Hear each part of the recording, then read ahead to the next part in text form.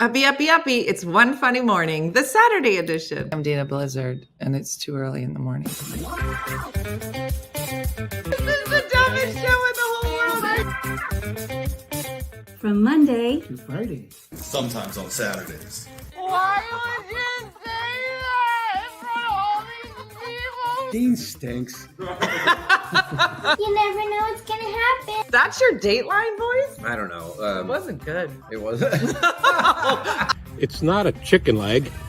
This is a chicken leg. Look at that manhole cover on my face. Not a bad rendition of me. Hold on. We know your brother. We'll give you a ride to school or whatever. That's called our murder stuff. in New Jersey. He was a lot Like what is? with his everything. Oh, What's outside your Puerta de Clima? that's Stella! Yeah!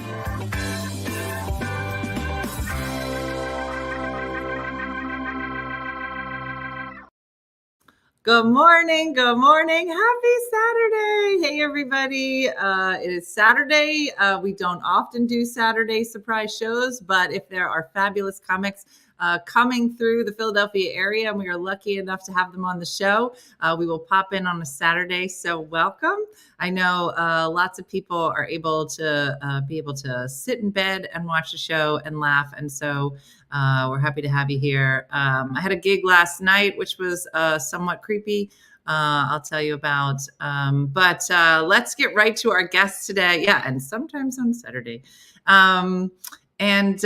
So there is our fabulous guest today. Let me tell you about her. Laurie Kilmartin is a comedian and Emmy-nominated WGA Award-winning writer for Conan. She has also written for the White House Correspondents Dinner, The Late Late Show, and Tough Crowd with Colin Quinn. She's performed stand-up on Conan, The Late Late Show with James Corden, Jimmy Kimmel Live, Comedy Central, and Showtime. Her stand-up special, 45 Jokes About My Dead Dad, was named one of the best comedy specials in 2016 by Vulture, Decider, and Paste. She is a best-selling author and co-hosts the popular podcast, The Jackie and Laurie Show, with fellow comic Jackie Kashian. Her new album, Corset, was released at #1 on the iTunes charts. And her new hour comedy special, Cis Woke Grief Slut, let's just say it. There's an asterisk, but we're going to say it. Is available now on Amazon TV or Apple TV, Amazon Prime, YouTube, and more. So please help me welcome to the show, Laurie Kilmartin. What?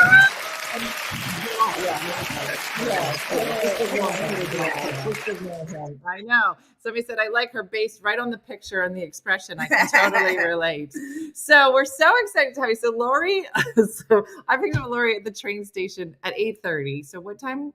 I said, as soon as I saw her, I said, what time did you get up? 6:20 train, and I didn't sleep because I was afraid I would miss the train. So I have huge anxiety when it's an early flight or an early anything. So I usually just stay up all night worrying that I'll sleep through it. So that's what I did. And I had on several cups of coffee.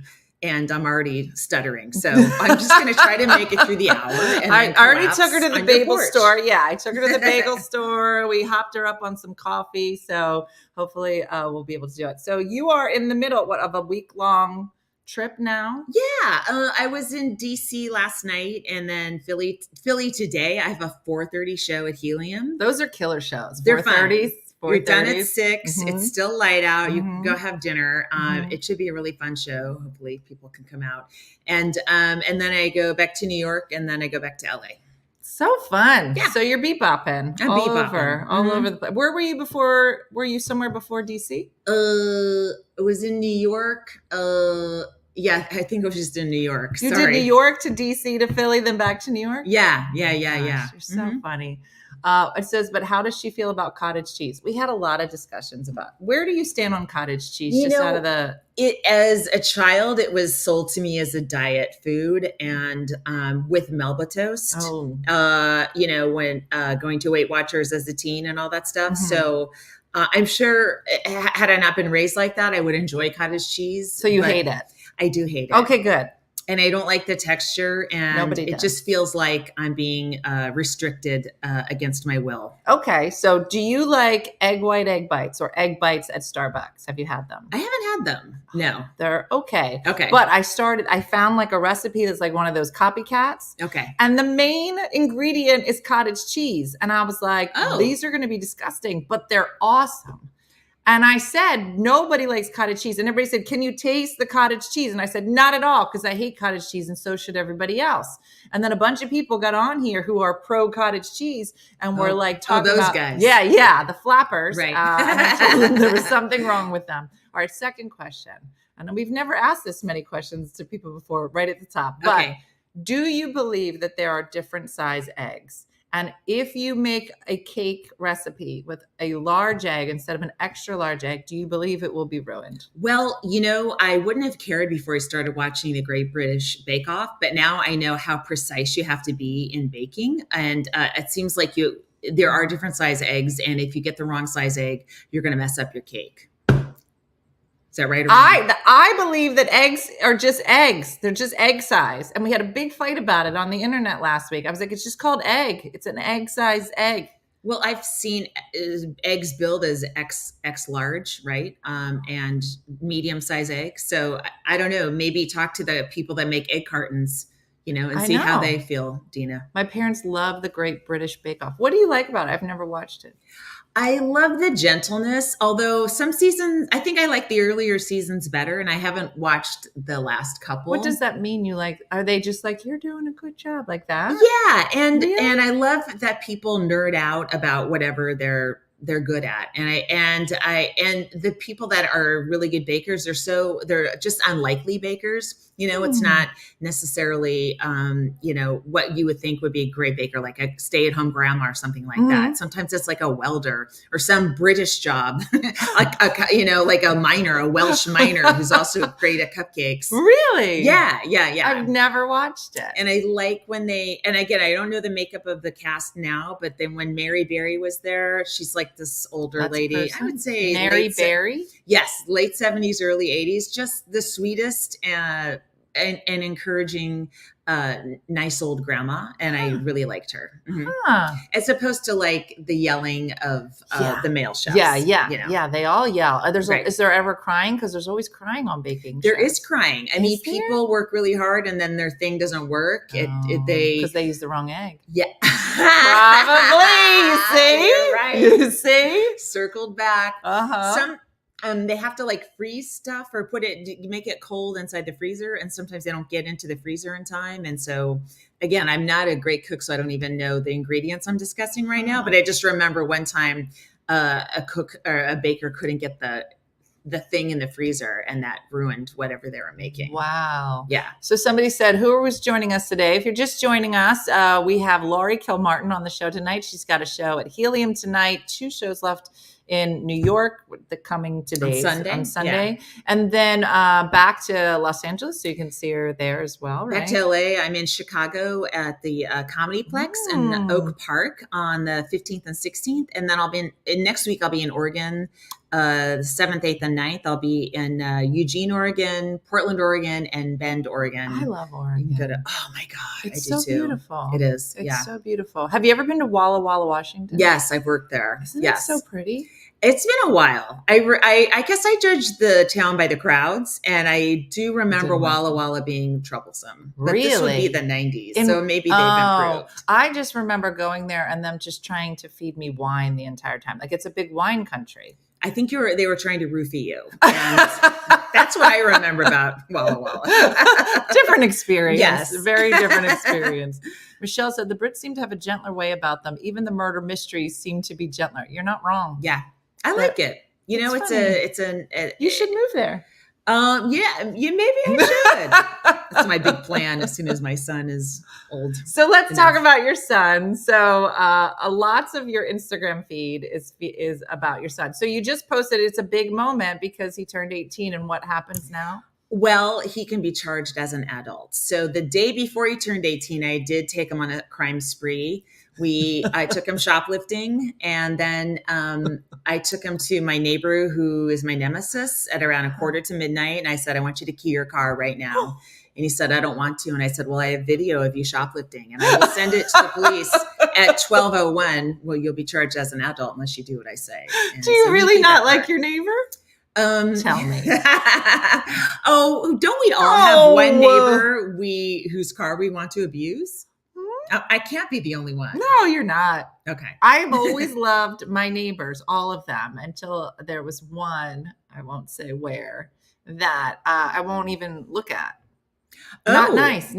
Wow. Not nice. Yeah. And it's very odd for me because I've always loved it. I'm like, listen, this is the person that you go to if there's danger. Right.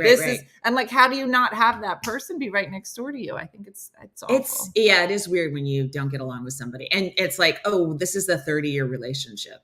Yeah. That's what I mean. You're in it for the long haul. Yeah.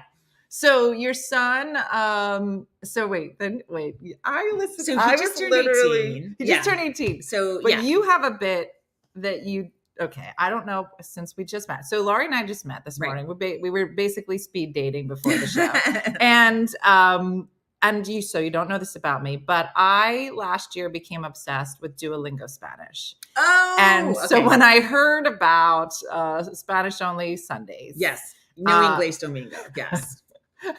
Do you want to tell people about? Is this something you really did? I'm not sure I remember this story exactly. Oh my God, I do because I listened to it this morning and it's hilarious. I'll correct you if you're wrong. So you have no English Sundays, no Inglés Domingos. No Inglés Domingo. That's right. Where he would not be able to speak English on Sundays. And then what I would do, because I wanted to make him fluent, because he's Hispanic. So, anyone could be fluent in Spanish, but I thought he especially should be. It's in your bones, right? Mm-hmm. And so every Sunday I would put my son in a different life-threatening situation and make him talk his way out of it in Spanish. I mean, that really, that is... The most important thing is to be able to save your own life in a foreign language, right? You can figure out how to find bread or the library, but if you are in trouble, you need to be able to save your life. And so one time we were walking by a pool and he couldn't swim at the time. So I pushed him in the pool. And then I forget exactly how I say it. And then he started saying, help in English. No Inglés Domingo. And I was livid. So I said, dígame en español, rápido. And then he went underwater to think. And then he popped out, shimmied out like a dolphin and went, ayudar, which if you speak Spanish, ayudar means to help. That's the infinitive. That's unacceptable. If you're drowning in English, you don't yell to help. It doesn't make sense. No one will save you. So I said, you conjugate that verb properly or you're going to die. And then he said, ayúdame puta. Which was an incredible Mother's Day. I was cracking up. I can't believe you dragged that joke out of the back of my brain. So thank you for funny. The jump start. So are you fluent? You must be fluent. No, I'm not. He was in an immersion program, Spanish immersion, but I wasn't fluent. And his dad was not as well, but he was gonna be. He was like gonna be like 1 year ahead, but he never did it. So, we were the blind leading, whatever the blind is in Spanish. Yeah. And so he's not fluent. He got like a C+. As he ended his Spanish career in high school this year, but he is a water polo goalie. So he does know how to swim.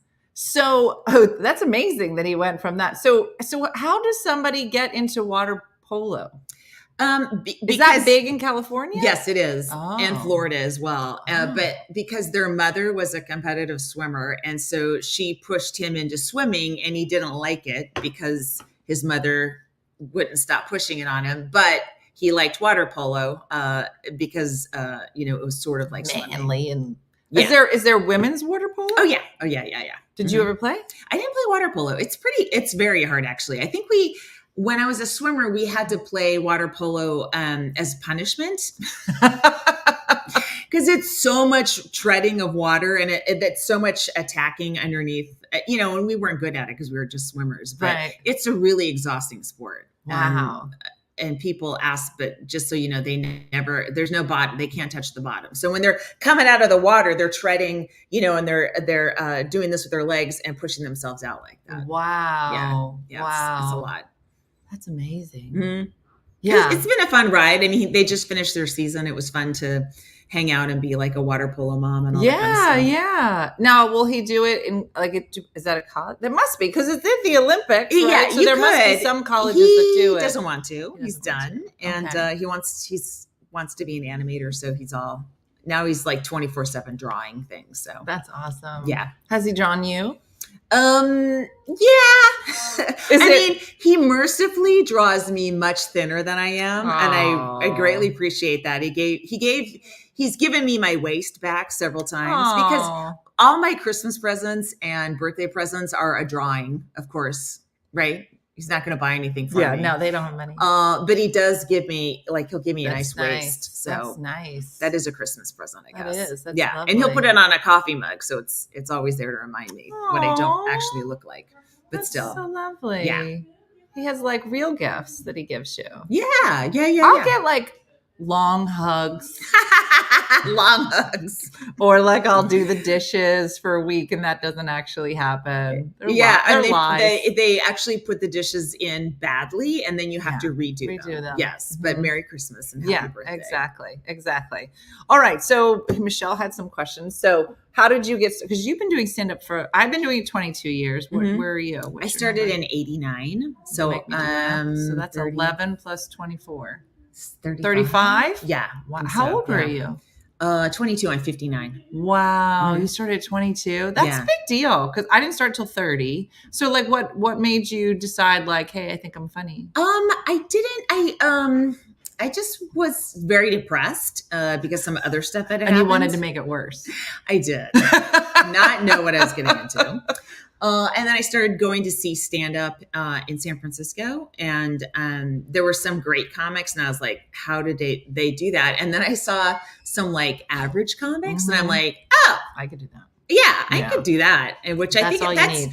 A lot of people get into something because they see someone who's not that good at it making money. And you're like, oh, you don't have to be a genius. You could just be okay. Yeah. All right. I could swing that. I could be as bad as that. Yeah, exactly. It's a positive thing. Yeah. Somebody says, you look amazing for 59. Oh, thank you. I'll take it. Is there these ring lights? Oh my God. And our little filters. Yeah. Somebody said, is there a place to follow you, dear? That's what Holly said. Yes. I'm on Facebook, Laurie Kilmartin, and then I'm on Instagram. And this is, again, I didn't realize how important social media would be. So I just used this old AOL name I had. Any Laurie 16, ANYLAU. Michelle will post it. Michelle, okay. Michelle she'll do it. Can you change it? I guess so, but it's like such a habit, and I don't know. I don't know what to do. It's not that hard. We could do it right now. What? You could change your name.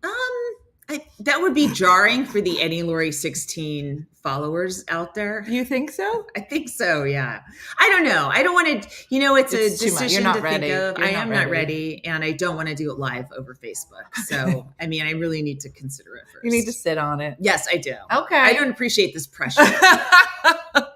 It says 59. I'm 59. You can't be more than 39. Now we're cooking with the gas. California sun and comedy. Yeah, comedy is notoriously good for your skin. That's so funny. My 18-year-old is an amazing artist. I have framed and displayed so much of her work around my house. Oh, neat. My kid, he does animation. Like he just released on his 18th birthday a 7-minute pilot that he worked on for 10 months, and it's incredible. Wow. So his is moving, although he has tons of stills and stuff like that. But yeah, it's I don't have an artist's bone in my body. Neither does his father. I feel like the ability to draw just drops in on a family. It does. It doesn't necessarily. But you don't think that part of it inherited. comes from like your comedy brain? Like maybe you're an maybe artist. just like being a free thinker, but the hand thing, this is just beyond all of us. And there's no one in my family or his dad's family that we know of that has that skill. I just feel like that's one that just pops up no matter what your relations are, what your relatives are, the DNA and all that stuff. Brooke can draw too. Brooke, Laurie, Brooke. Hi, nice to meet you. Yeah, she's the same. Well, she's a violinist, so she's got like music brain. Wow. But she can draw as well. She drew that picture of my house over there. Oh, neat. In watercolor. I have to get closer because my astigmatism, I can't really see it right now. My 16-year-old designed a book cover and illustrations for the publisher I work for. Wow. Both of my kids draw beautifully, and I can barely draw a circle. Yeah, that sounds about- Yeah, that that's sounds how I about feel right. too. Yeah. That sounds about right. So what would you say now? So you've been doing it for 35 years. What do you think has like changed the most about like your writing? Like, I mean, you think back to like, do you see a lot of changes in like your style of writing? Like, I think I can write just as funny clean now as I used to when I was writing dirty. I think I can write, do stories a little bit more now. Mhm.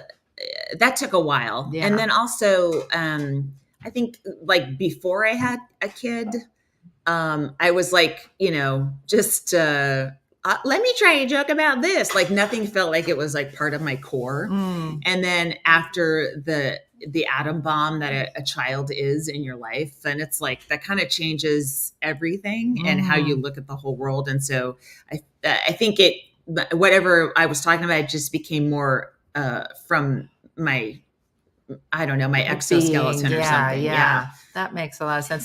So your dad, was it 43 jokes about my dad? 45 jokes about my dad. So where does that come from?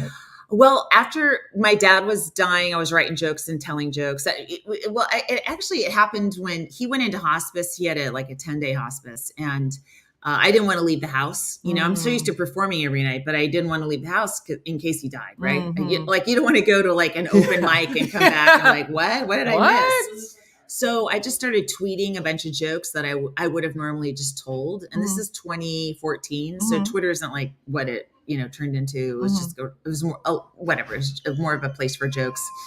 And then I decided to do a mini special. Like I'm like, let me just do like 10 minutes of jokes about my dad dying, right? Because I would try to do these jokes in the middle of my act, and people would be like, very jarring. Yes, and what I've learned, and because my mom died of COVID, and I actually incorporated that into my last special, but to kind of move from like talking about dating or your kid or whatever to death. It took me a while to figure out how to do it, so it's doesn't freak out the audience. Yeah. And when my dad was like my first big death, so for me to I could barely believe it. So I'd be telling jokes in a regular voice and then be like, my dad died, and the audience is like, are you all right? So it took a long time for me to get used to saying it and get used to just treating it like a subject and not feeling it every time I said it. Yeah. And so then, I don't know, I just decided, let me just do a whole special where everyone knows what they're getting into when they walk in. So I don't have people, feeling weird. Being triggered. Yes. Yeah. That was it. But so was that like cathartic for you? Like, do you feel like, yeah? Yeah, it was. Yeah. I mean, I wrote a book about it too called Dead People Suck. And that was one of the titles of half of a title of a chapter. And I wanted it to be called How to Survive Death. But they're like, we like this better. So I'm like, okay, but I don't know that I like this much. But yeah, I mean, I don't know. My dad was, I'm sure we all love our dads, and when I guess whatever the first parent you lose, it's like, what? Yeah. That's going to happen to me too. Like even though it's still so shocking. And, and I was old, I was lucky to have him my entire adult, most of my adult life. So I felt guilty even being so shocked and missing him that much, but yet I felt it very deeply. And so I don't know, that was just my way of dealing with it. That's awesome. That's awesome. So the new comedy special is called Cis Woke Grief Slut. Okay. So let's unpack that. How did we get there? I don't know. I taped it last year, so maybe I was working on the material for like 2 years before that. And it just was like so many male comics were like doing these bits about trans women. And I'm like, what? It's not your business. Like, it's not your life. Just leave them alone. Yeah. So I just kind of wanted to do a pro trans woman or sort of a cis woman version of something, so that just to be the other side of it, and then cis woke, because I figured I would get called that in the comments. So I'm like, well, I'll just call myself that anyway. And then grief, because I had about, 7 minutes. My mom died of COVID very early in the pandemic. And because I was pretty good at doing it with my dad, I was like right on it with the jokes. Yeah. And so I have like a 7-minute chunk about my mom. Do you think your mom would have been upset that your dad got the full special and she only got like 7 minutes? She would go, typical. Typical. You girls love your dad more than me. It's funny. And then slut, because I was on MSNBC, and it was the weekend that they revealed that they're going to overturn Roe. And so I made an abortion joke, and it got like Sean Hannity did a segment on me on Fox News, and a whole bunch of people wrote me emails and letters calling me a slut and all this kind of stuff. So I was like, I'll take ownership of that too. And I tell that story in the special as well. Wow. Yeah. Wow. Yeah. Have you ever, because you seem very bold in your stand-up and the things that you're just like, yeah, let's just call it what it is. Have you ever had like a bold moment where you're like, maybe I should have said that? Oh, constantly. I mean, that's what jokes are, though. You're like, you try it, you're like, oh, well, let me retool and come back with that joke. Yeah, I mean, you're always, I just tell stuff I would like to hear if I was in the audience. And but sometimes I miss the mark. Even if I was in the audience, I'd be like, boo. I'll boo myself. I'll boo myself. But it's always trial and error. You know that. Like yeah. I wrote for Conan for many years, monologue jokes, and we would be like, this is bulletproof. This is great. And then the one we loved wouldn't work. And the one we just thought was garbage would kill. And it's like, oh, who knows? Yeah. No one knows until you say it. You really don't know. And so you started out as a stand-up. When do you make the transition into the writer's room? I got my first writing job was on Tough Crowd with Colin Quinn, which was very little writing. Really? But it was this show on Comedy Central, and it was like a round table of the Cellar comedians at the Comedy Cellar. And Colin hosted it. And it was like this incredible mess, but it was really fun. And there's clips online, and a lot of them they don't age well at all.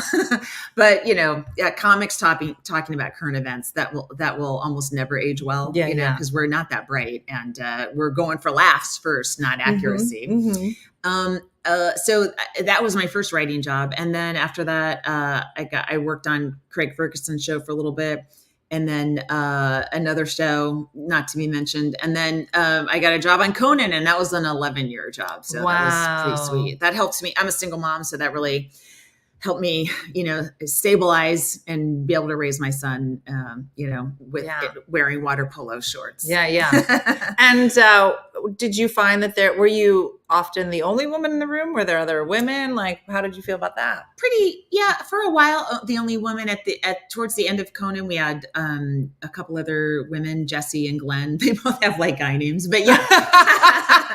But yeah, that's probably why they got hired. They were like, "Oh, we thought you were a dude." No. Wow. Jessie. Oh my God, I'm blanking on her last name. And Glenn. Oh, what's wrong with me? Oh, that's right. I'm 59. Yeah, we're 59. Yes, but they're great. But yeah, so it's been like that as a stand-up. Frequently the only woman on a show, on the road, frequently the only woman in a condo with the other comics. I mean, it's kind of like default, know? And so when there are other women, I really notice it, because I'm like, I'm just so used to being a little harder and, have my husks on and not being just having any softness, And so when you're working with other women, it's like, oh, I don't have to be as good as a guy, I don't have to have that mindset. Yeah. And it's so relaxing. Yeah. So I love working with women. I just haven't, comedy's, at least when I was coming up, that wasn't an option. They would hardly ever put women on a show together because they didn't want one woman, much less two, you know? Too much vagina talk. Yeah. So I'm gonna divert for a second just to get your thoughts on this. So there's a woman we had on the show probably last year. I think her name is Jeannie or Jenny. Michelle, you can correct me if I'm wrong, but she's from this website called the Burned Haystack Method. Have you heard of it? Mm-mm. So the Burned Haystack Method is a website, a Facebook page, and she wrote a book where she says like dating for women who are older is like finding a needle in the haystack. And sometimes you have to burn the haystack down. You just have to have real strict boundaries about what you think is acceptable, especially on the apps and whatever.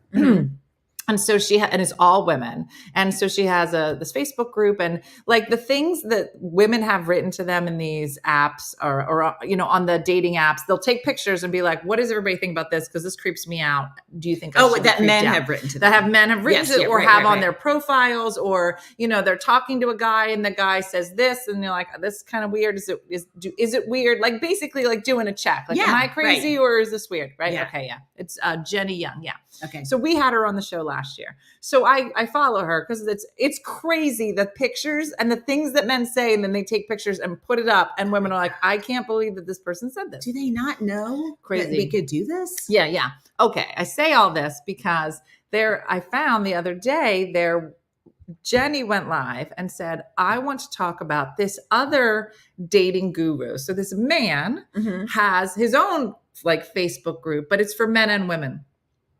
And he recently put a post up, and the post said, women, if you want your men to be more, I don't want to say, the word's not dominant, but like care for you, like take care of you and get into this position of protector and security, you need to be softer.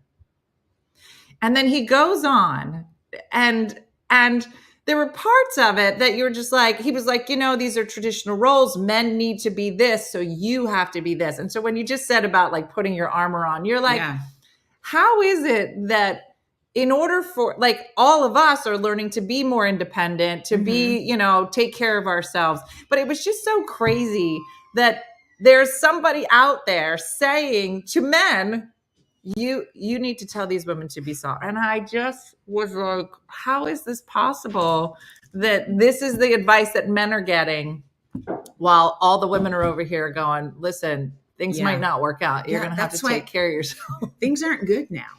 No. They really aren't. I don't feel like I don't know. I would rather be alone than unhappy. Yeah. And I have been in relationships where I was like, I'm suffocating. This guy hates me. He hates that I work at night. He doesn't like, I had one guy going, you work in bars. And I'm like, I guess to me, they're comedy clubs, but I guess to you, they're bars. But I don't know. I would rather be alone to do what I like to do. And the times when I do feel lonely, I try to remember, but if you get together with a guy, usually at some point he hates that you do comedy and he hates that you do it a lot. And that always becomes an argument. So I would, if I stumble into somebody and find something accidentally, that's great. But I am not seeking that at all. Have you ever dated a comic? Well, my son's father's a comic. So yes. I did not know. Yeah. Mm-hmm. Okay. I mean, you know what? You have a lot of things in common that you can't explain to other people. So that's one thing. But also I do feel like most comics, especially back then when we were just dating, are undiagnosed sociopaths and need to work on themselves, and they probably shouldn't get together. Yeah. Yeah. But whatever. My son is the greatest. So whatever happened up until. And he's semi-fluent in Spanish. So it's all worked out. Poquito. Poquito. Yes. Gosh, there's so many questions. This is a horrible question because I think it's so stupid when we talk about work-life balance. But I think that specifically when it comes to comedy and being on the road so much, I have 3 kids and had my parents around. So they very much they were part of my village. Like who was part of your village when you were coming up? When my mom moved in with me after my dad died. My mom moved in with me in a 1,000 square foot 1-bedroom house. And I wanted to have a sitcom called 3 Generations, 1 Bathroom because it was horrendous. Wow. I had the two of them, like my son was 7 when she moved in and she was late 70s. And between them, the bathroom was unusable. It was horrific. I would walk in and just tears out of my eyes with the smells. But she was great. She was very helpful. Mm-hmm. And I, was able to do a lot more just spots at night because she was there to put him to sleep, and it was family and obviously now, did free. they have like a good bond? They did. That's nice. They did. Yeah. Yeah. Nice. I mean, having an elderly person in the house with your kids, I think is actually really, really good for them. Yeah. And I think they move at a slower pace too. The elderly people? Yeah. Oh yeah. And especially this one. Yeah. I think it's good. Yeah. So I think that was great for him, actually. It was weird because he was 13 when COVID hit and when she died. And so it was about to turn into some teenage stuff. And then we lost her. So, and then I had the full brunt of it. Yeah. But, there's whatever. Yeah. Life. Yeah. I remember. So my kids, my mom lived around the corner, my mom and dad. Mm-hmm. And so, when I was working, they would come over and take care of the kids, whatever. And so we did that for a couple of years, but then there's this moment where like the kids were getting older. They didn't necessarily need somebody there, but it got to, like, I used to be like, Mom, watch for the kids. This is happening. But eventually I started turning to the kids. I'm like, listen, grandmom's here. Watch for grandmom sometimes too. And I was like, I'm not sure who's watching who at this point, but at least you're all in the same house. Like it's just kind of funny. I still have like rubber guards on the table edges. Like after my son outgrew my mom, I'm like, she's going to fall. So I got to keep that stuff on. That's so funny. Yeah. So somebody just said, why is Laurie on the East Coast? So fill them in on your dates coming up because Laurie is going to be here in Philly tonight, New York on Sunday. Philly this afternoon at 4:30. 4:30. And then New York at the Broadway Comedy Club on Sunday night. And then I will be at Wilmington, North Carolina, December 26th and 27th. Okay. At the Dead Crow. I will be in Chandler, Arizona, which is outside of Phoenix, December 13th and 14th, and December 12th. I'll be in San Diego. Oh, I announce it at the top of my podcast every time. So my podcast partner Jackie and I both just rattle out our dates pretty quickly. That's awesome. And now, do you two tour together, you and Jackie? Not really. Yeah? We've done some shows together, but we both they always want to cut the money in half then because it's two of us. And it's like, well, no, we want our same money. So not that much. Yeah. Do you ever come to Cincinnati? Yeah. I work at Go Bananas. I was there about a year ago. Hopefully I'll be back again this year. But yeah, do you ever go to Go Bananas? That's Wendy. She's funny. Wendy, so we normally have intros for our morning show. Yeah. So people will send videos and do like intros in the morning. And so she won. That's why it says Wendy Best Intro Olmsted. I don't want to like squint at the screen, but that's what I have to do to read. So I'll just trust you to read it. What's the name of your podcast? It's called the Jackie and Laurie Show. There you go. Pretty easy to find. What was I just going to ask you? It just left. Oh, okay. So we're both ladies in our 50s. What do you think I don't know. I mean, I've seen old people and I'm aware that things break down, but what to you is the most annoying thing that's like body part that's broken down? Because I have to say, I think it's my eyes. I don't know why we haven't made replacements. Smart contacts that automatically adjust to what you're looking at. Yes, I know that technology's out there and they're not even investigating it. We've got arms, we've got legs. Yes. Yeah. Why hasn't somebody figured out how to just, and replace astigmatism. This? Yes, please. Is that the most annoying one about growing old for you? No, I got joints I'd like to discuss. I was just going to say knees. Yeah, knees. I started doing this guy, he's called the knees over toes guy. I don't know if you've heard of him. Have you heard of him? If you can pick any name and that's the name he chose? It's impossible to forget. He has a series of 3 or 4 exercises, including walking backwards on it. Yeah, he's everywhere. And they have actually helped my knees quite a bit. Although I also started doing, I got a red light therapy mat and I put them on my knee. I put that on my knees every day, and that's been helping. Oh, like the thing you put on your face? Yes, but it's for your knees. There's one. There's I forget the not the publisher, the manufacturer, but like Hugler or Hugel or something like that. But it's a mat. Somebody said, I love my red light belt.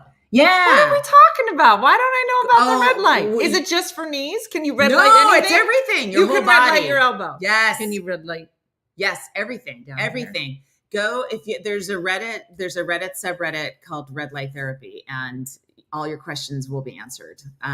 People swear by it, and they think and there have been it's not just anecdotal studies that it really helps, and in ways I can't remember off the top of my head, but my knees do feel better. Yeah.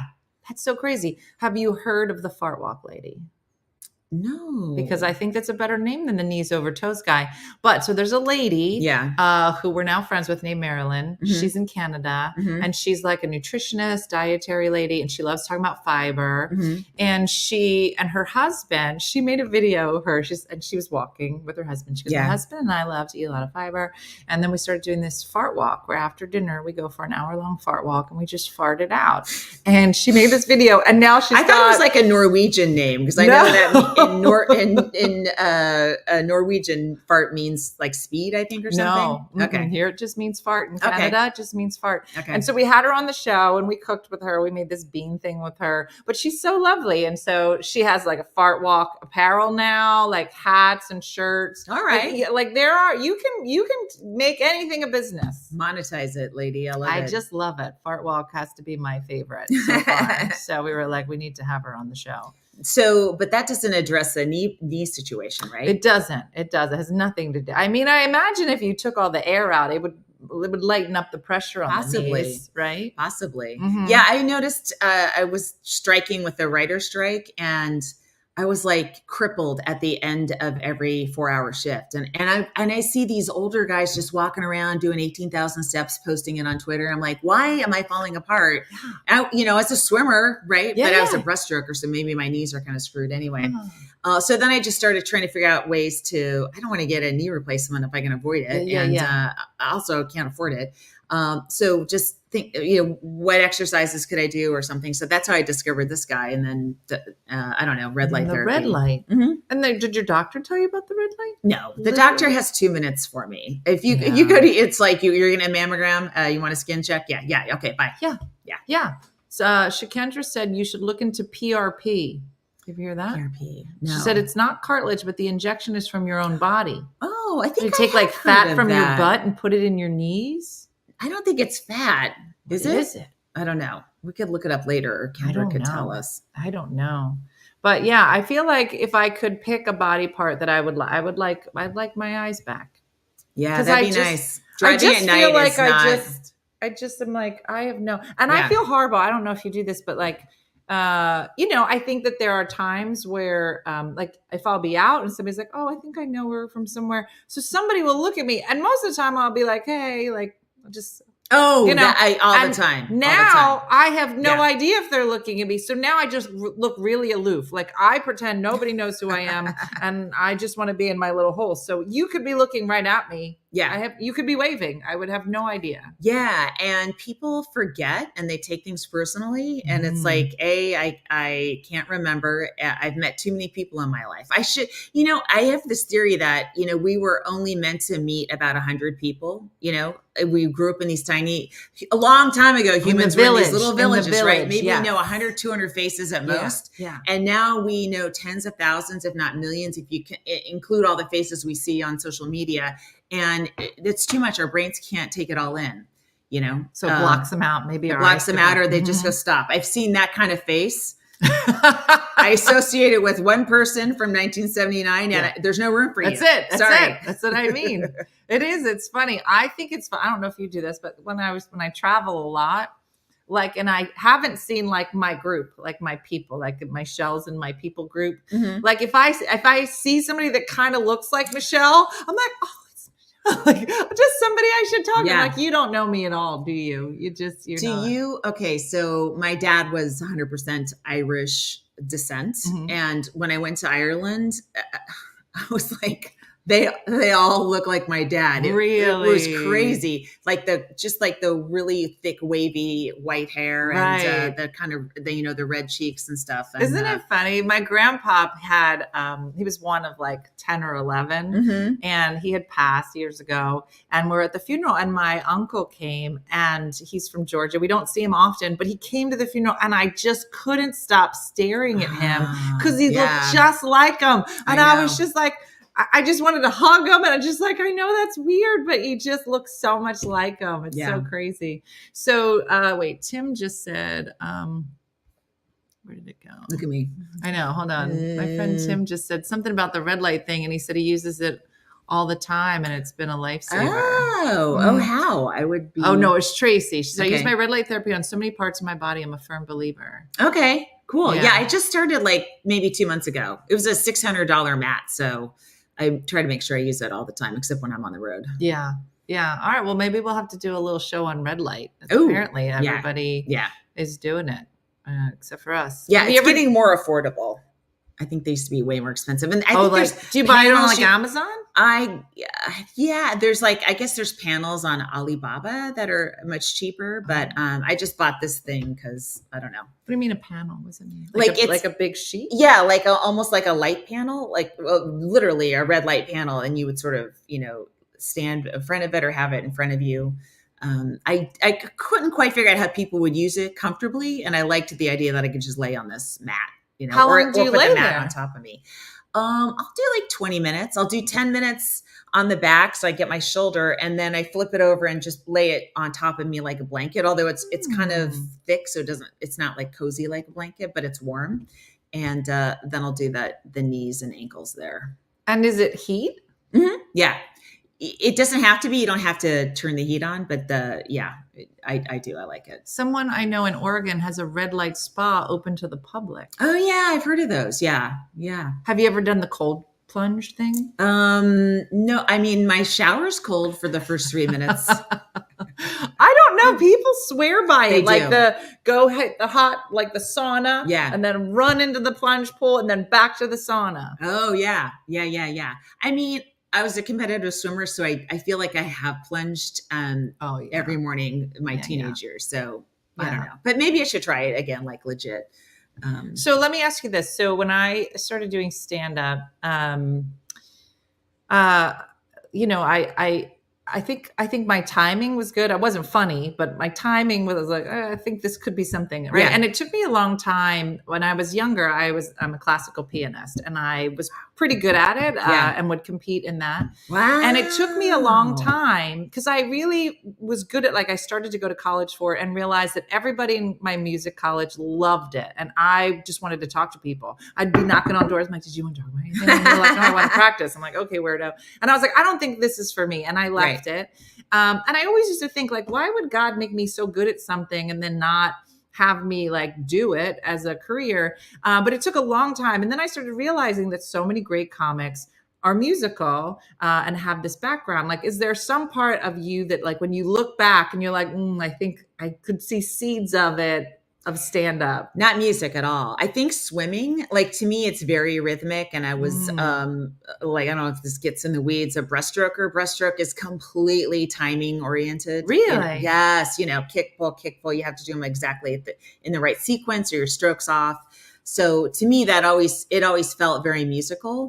Butterfly's the same way, but I wasn't really a butterflyer. And so maybe that's, to me, as close as I get to having that musical sensibility. I don't know if that translates over to stand up though, but but I know a lot of stand-ups are really good musicians. It's really, or funny. a lot of the guys want to be rock stars. Yeah. It is. There's a lot of guitar playing guy comics. So if you were not a comic, what would you be?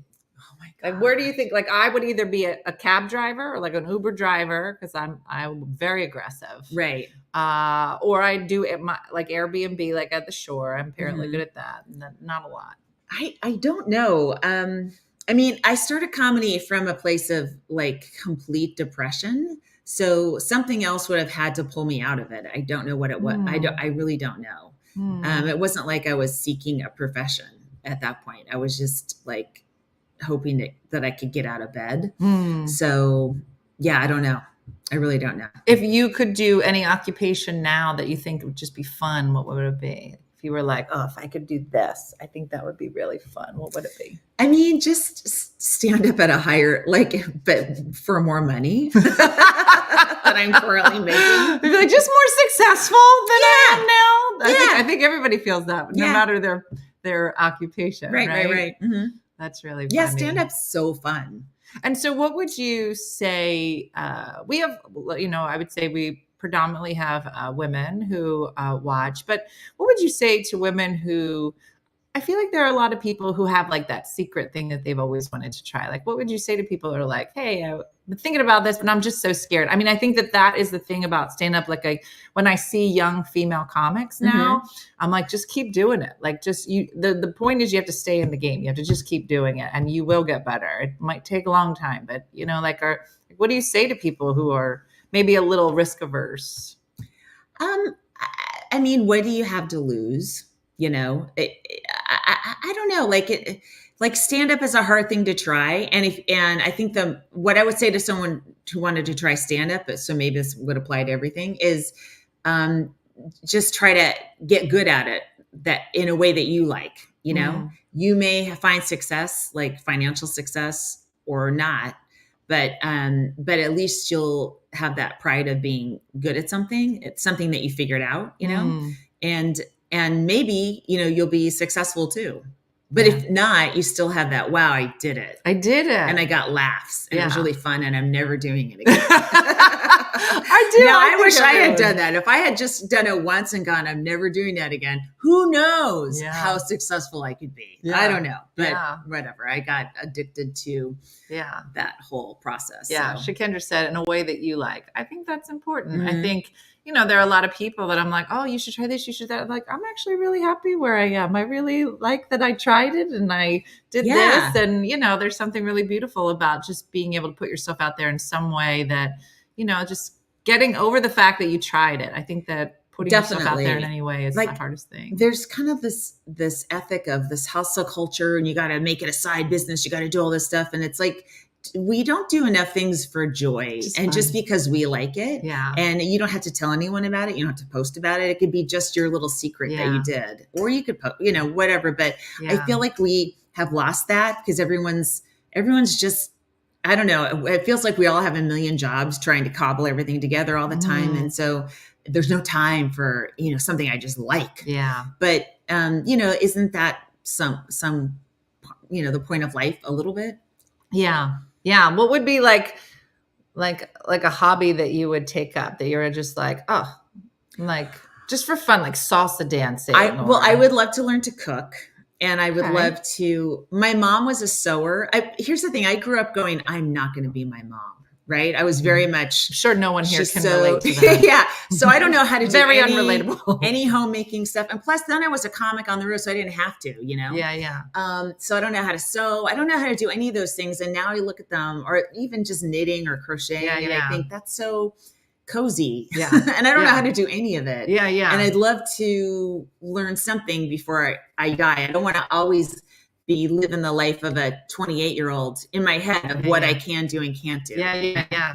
Well, they have those like little groups you can go and you can learn. I know you can sit and just do. Yes. Yeah. Those are fun. And then somebody was just telling me about a ukulele group. Like she learned 3 chords and now you can get together with like 100 people. They have these get-togethers. And, neat. And it's like you're in a little ukulele band, but you only know 3 chords. You're like, what's the next chord? But she said she has the best time. She's never been musical. She knows 3 chords and 100 people there. And she's made so many friends and they get together. Like, I think so much of it is just kind of about the community. Yeah, I think so too. Yeah. One of the things I looked up, and I cannot figure out how to make it work time-wise because of the way the classes are and with my work schedule, is that I have always wanted to learn how to do curling, like with the ice. It seems like you would learn it in one class, right? I would love to believe so, but I want to be like good, and I want to decide: do I want to be this guy or I want to be this guy? Oh, I feel like there's a lot. Like you named a whole bunch of like swimming strokes, and I was like, I just figured you did all of them, but you were real specific as to the ones you did and didn't do. Like well, the ones I did,